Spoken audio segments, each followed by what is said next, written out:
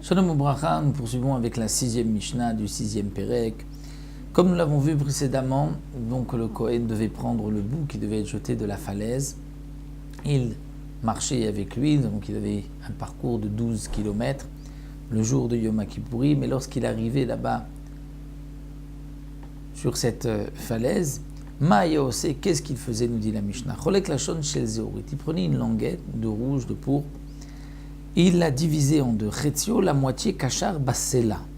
Il l'attachait au rocher. Chetzio, la moitié kachar ben shtek kranav. Il l'attachait entre les deux cornes du bouc. Et ensuite, Udechafo, la achorav, il le poussait par derrière, c'est-à-dire sur le dos. Vous midgalgal v'yorede, le bouc donc roulait et tombait. Velo yamagia le chatzia ratchenasa varim varim. Il n'arrivait même pas à la moitié de la montagne que déjà il s'était éclaté en morceaux.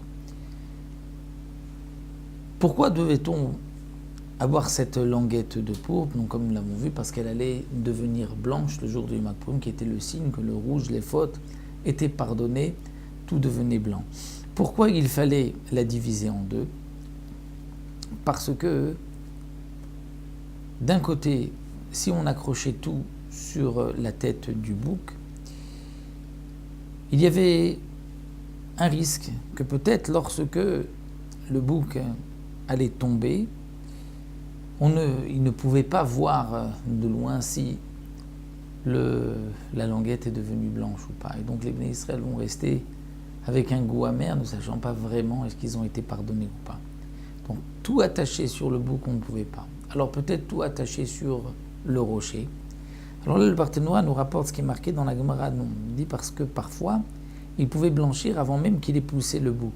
Et comme il pouvait être tellement content que tout soit déjà blanc et qu'on est pardonné, qu'il allait laisser le bouc et ne pas le pousser, alors que c'est une mitzvah. Donc c'est pour cela qu'il était obligé de le diviser en deux.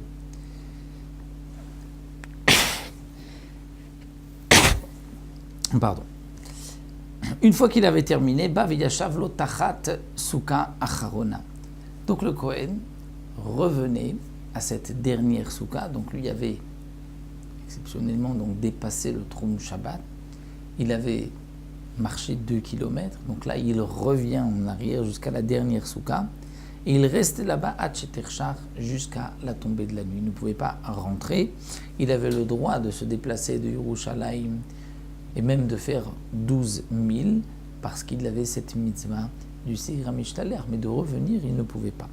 Mais comme nous savons, celui qui a poussé le bouc, la Torah dit que ses habits deviendront impurs. C'est-à-dire, lui sera impur et ses habits seront impurs. À partir de quel moment il sera impur? Dès lors où il est sorti de la muraille de Yerushalayim. Alors que Rabbi Shimon dit non.